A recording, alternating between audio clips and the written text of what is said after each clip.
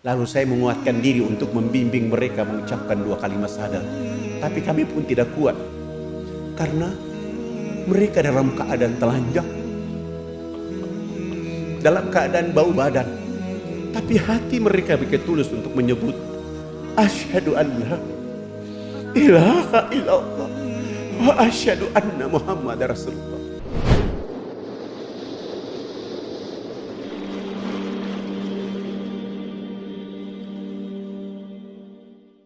Hari ini saya pakai pakaian seperti ini, orang kira saya bukan orang Irian. Seakan-akan saya dari Sudan atau dari Yaman. Padahal tidak, saya orang Irian asli. Tahun 78 saya hijrah dari kampung saya Fakfak ke Makassar. Waktu itu rambut saya kayak pohon beringin, keribo, sudah hitam keling, keribo pula. Tiba di pelabuhan Makassar, saya bertemu dengan saudara-saudari Bugis Makassar. Saya menyapa mereka dengan salam, assalamualaikum warahmatullahi wabarakatuh. Tidak ada satupun yang mau membalas salam saya. Sebagian orang mengatakan, masa orang Islam rambutnya kayak begini? Bagi saya tidak apa-apa. Saya menuju ke tempat kos. Menjelang sholat subuh saya ke masjid. Ketika saya menuju masjid ketemu dengan ketua DKM. Ketua DKM melihat saya dan bertanya, kamu asal dari mana? Saya bilang saya dari Irian. Begitu saya jawab dari Irian, ketua DKM jalan mempercepat langkah meninggalkan saya. Duluan ke masjid. Saya jalan pelan-pelan ke masjid. Ternyata begitu saya sampai ke masjid, ketua DKM sudah menyiapkan 2 pemuda yang badannya kekar, besar, menyuruh mereka mengawasi saya saat berwudu sampai sholat sunat. Begitu sholat berjamaah, kedua pemuda itu berdiri di kanan dan kiri saya. Itu terjadi tidak saja sholat subuh, sholat duhur pun saya diawasi, sholat asar, sholat maghrib, sholat isya pun saya diawasi. Selesai sholat isya saya kembali ke tempat kos saya sedang makan malam. Ketua DKM menyuruh ketua RT datang ketemu saya. Assalamualaikum. Waalaikumsalam. Mohon maaf, saya ketua RT di sini. Oh, mohon maaf Pak RT, saya belum lapor diri. Saya datang ke sini untuk meminta, ini saya ada bawa Al-Quran, untuk menguji Anda apakah Anda muslim atau tidak.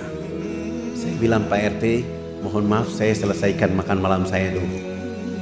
Saya makan cepat-cepat, sesudah itu saya cuci tangan dan saya datang menghadap ketua RT. Pak RT mengatakan, supaya membuktikan Anda ini benar-benar muslim, tolong baca Quran ini. Saya bilang sama Pak RT, Pak RT mohon maaf sebelum saya baca, saya minta Pak RT baca terlebih dahulu. Alhamdulillah, ketua RT saya ternyata belum bisa baca Quran. Dan saya bilang, sampaikan salam hormat, besok subuh saya akan memimpin sholat subuh di masjid kita. Alhamdulillah, begitu saya memimpin sholat subuh, akhirnya seluruh keluarga, sahabat, teman di situ menjadi keluarga dan orang tua saya di sana. Saya pergi ke kampus mengikuti mata kuliah agama Islam. Begitu saya masuk ke ruangan itu, ternyata di ruangan itu semua orang gagah, ganteng, cantik. Sayalah yang mengotori ruangan itu. Pagi-pagi kami datang, ketemu dengan kepala suku. Kepala suku langsung bicara, anak, mandi yang benar itu yang anak ajarkan. Bapak kemarin dimandikan oleh Sang Pencipta sehingga Bapak tidur menjadi enak. Selama ini Bapak belum pernah tidur enak seperti tadi malam. Oh, bagaimana kalau pagi ini Bapak ikut mandi? Dengan senang hati beliau ikut kami ke sungai, mandi, resmi bilas, naik. Beliau tidur dari jam 10 pagi sampai jam 3 sore hari itu. Begitu dia bangun tidur langsung kampanye kepada wilayah adat beliau. Besok pagi yang berkumpul di lapangan dekat sungai sebanyak 3.712 orang. Tua, muda, besar, kecil, laki-laki, perempuan, untuk datang belajar mengikuti mandi pakai sabun mandi yang kami bawa. Kami bawa sabun mandi 7 karton tidak cukup, terpaksa 1 sabun dibagi 4 dan memulai pelajaran mandi. Dari jam 8 pagi sampai jam 12 siang belum tuntas. Saya skorsing pelajaran mandi karena kami mau sholat duhur. Dan 1 minggu sebelumnya kami sudah buat panggung di tengah lapangan menjadi musola dan masjid kami. Karena tidak bisa sholat di atas tanah, babi sangat banyak. Kami wudhu selesai, saya bilang sama kepala suku yang sudah mandi jangan pulang, yang belum mandi juga jangan pulang. Nanti selesai sholat subuh, sholat duhur kami akan melanjutkan pelajaran itu. Kami 20 orang naik di atas panggung, yang sudah mandi maupun yang belum mandi mereka duduk di bawah panggung. Salah satu dai dia qomat dan saya takbir. Allahu Akbar. 19 dai pun ikut takbir Allahu Akbar. Begitu kami takbir, yang sudah mandi maupun yang belum mandi yang duduk di bawah panggung semuanya serentak berdiri, berputar keliling panggung sholat dengan berlawanan arah jarum jam. Mereka tawaf seakan-akan kami itu Ka'bah. Apa yang mereka lakukan? Mereka berputar keliling panggung sholat untuk memperhatikan gerakan-gerakan sholat duhur yang kami lakukan. Begitu saya salam ke kanan, saya udah itu salam ke kiri, kepala suku besar langsung loncatnya di atas panggung. Anak! Kenapa anak dengan teman-teman berdiri dan angkat tangan dan mulutnya bicara-bicara? Itu maksudnya apa? Saya bilang subhanallah, baru mandi cerdas begini. Saya berusaha menjawab pertanyaan yang masuk di akal dan pikiran mereka. Bapak kepala suku, mama-mama dan masyarakat, kami ini 20 orang ini agama kami Islam. Dalam agama kami diperintahkan Tuhan Allah Sang Pencipta dalam 1 hari 5 kali kami menghadapnya. Tadi kami berdiri mengangkat tangan, itu artinya kami menyerahkan sepenuhnya, kami punya jiwa, kami punya raga, dan kami punya kehidupan ini kepada Tuhan Allah. Yang kami bicara-bicara itu adalah Allah Maha Besar. Diri kami dan kehidupan ini kecil sehingga tangan kiri kami malu menutup dada kami, tangan kanan kami pun malu menutup tangan kiri dan dada. Terserah Allah, mau menghukum kami terserah, mau memberi kami hadiah terserah, karena kami sudah menyerahkan sepenuhnya jiwa, raga dan kehidupan kami kepada Tuhan Allah. Begitu kepala suku mendengar penjelasan saya, beliau langsung mengatakan, oh, ini agama yang benar. Menurut Bapak kami sudah Islam. Tapi kenapa sesudah itu anak dengan teman-teman bongko badan? Apa artinya bongko badan? Kenapa ruku? Saya jawab, kami bongkok badan itu supaya melihat di bumi ada tanah, ada pasir, ada batu, ada air, ada hewan, ada tumbuhan. Semuanya itu fasilitas dari Sang Pencipta kepada manusia, dinikmati, dipelihara, dilindungi karena masih ada manusia berikutnya. Oh, ini agama yang benar. Menurut Bapak kami sudah Islam. Tapi kenapa sesudah itu anak dengan teman-teman tunduk mencium papan? Apalagi artinya tunduk mencium papan? Kenapa sujud? Saya jawab, kami tunduk mencium papan pertanda kami menangis atas dosa kejahatan yang kami lakukan. Kenapa kami lakukan itu? Sebentar kami mati nanti, kami punya kulit, kami punya daging, kami punya darah, kami punya tulang, akan dilebur kembali menjadi tanah.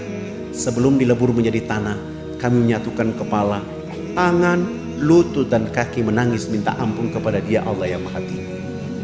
Tapi kenapa sesudah itu anak dengan teman-teman lihat ke sebelah kanan mulutnya bicara-bicara, lihat ke sebelah kiri masih bicara-bicara? Salam dia bilang bicara-bicara. Saya jawab, kalau tadi kami mengangkat tangan dalam menyerahkan sepenuhnya jiwa dan raga kami bongkok badan untuk melihat apa yang diberikan oleh Allah, sudah minta ampun. Selesai minta ampun kami lihat ke sebelah kanan, kalau di tempat ini belum ada orang yang tahu mandi. Tugas kami datang di sini mengajarkan orang bisa tahu mandi.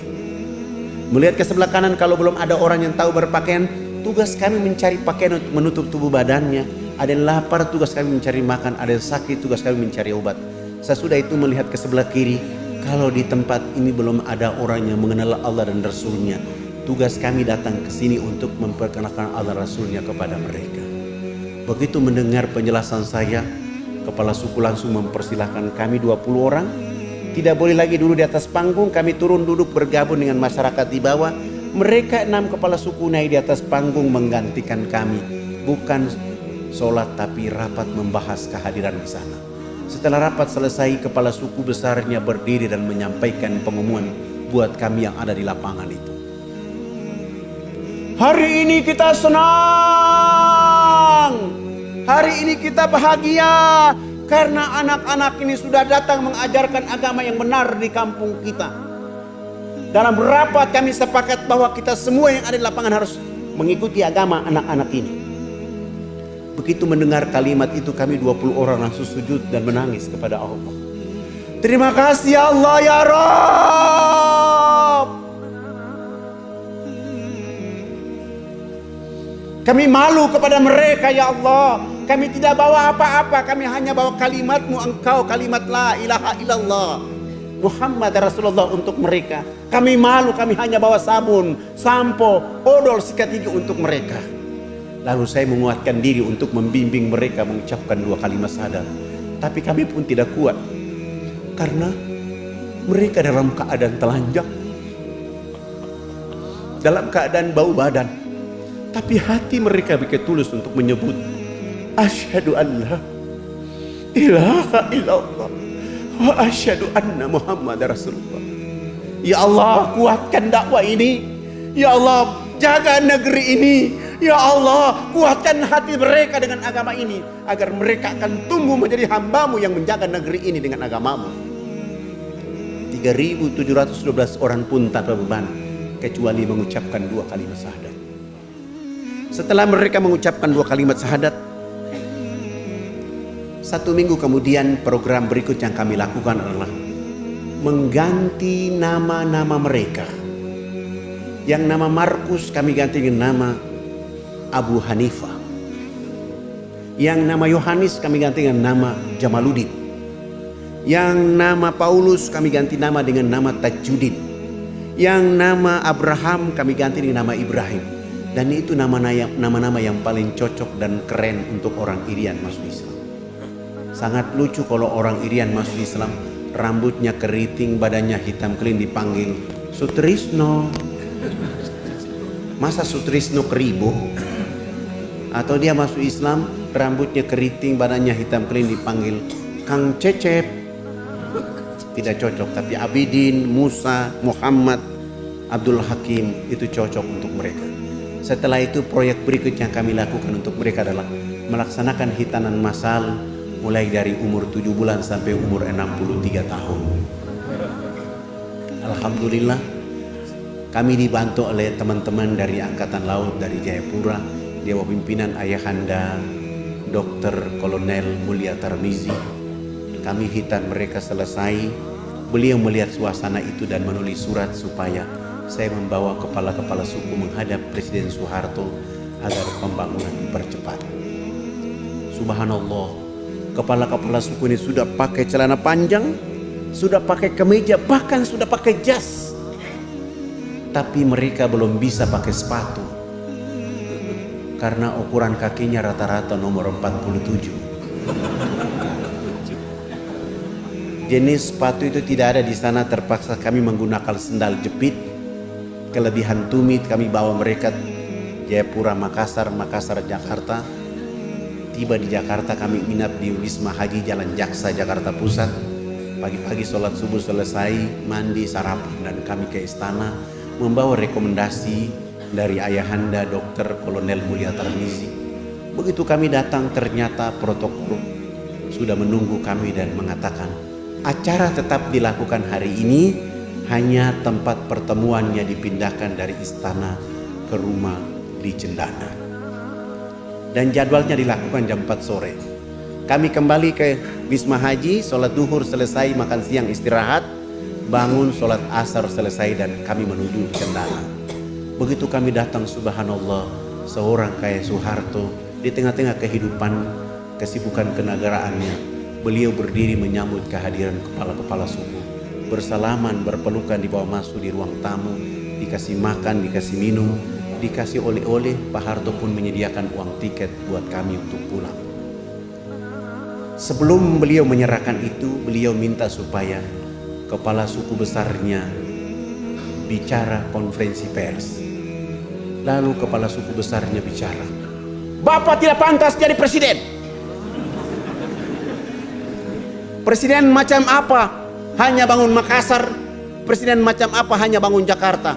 Pemilu nanti saya akan bicara supaya Haji Muhammad Soeharto tidak boleh lagi jadi presiden."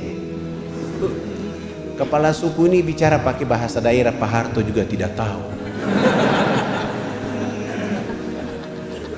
Tapi subhanallah, seorang Soeharto berprasangka baik kepada tokoh masyarakat dan warga masyarakatnya. Beliau minta diterjemahkan. Tidak mungkinlah saya menerjemahkan seperti begitu. Itu tidak mungkin.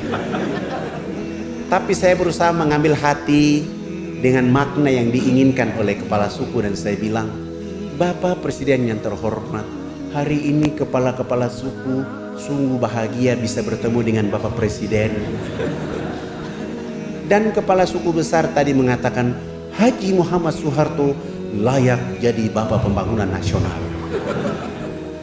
Dengan cara inilah Pak Harto langsung menelpon Menteri Agama, kepala-kepala suku diberangkatkan haji pada tahun itu juga. Dengan cara inilah Pak Harto menelpon Menteri Sosial, kami dibantu 917 unit rumah layak huni dengan program ABRI Masuk Desa. Dengan cara ini pun Pak Harto menyumbang 1000 karung pakaian serba baru. Pak Harto pun menyumbang 28 masjid, dan dakwah Jakarta ke kampung sana tidak menggunakan kapal laut tapi menggunakan pesawat Hercules. Alhamdulillah, karya dari seorang Soeharto. Hari ini kita lihat anak-anak muslim di sana sudah mulai bangkit. Ada yang jadi bupati, ada yang calon bupati, ada yang DPR. Mereka ingin naik. Dan yang tadi tidak ada Islam hari ini bangkit menjadi negeri yang menuju peradaban baru untuk Indonesia.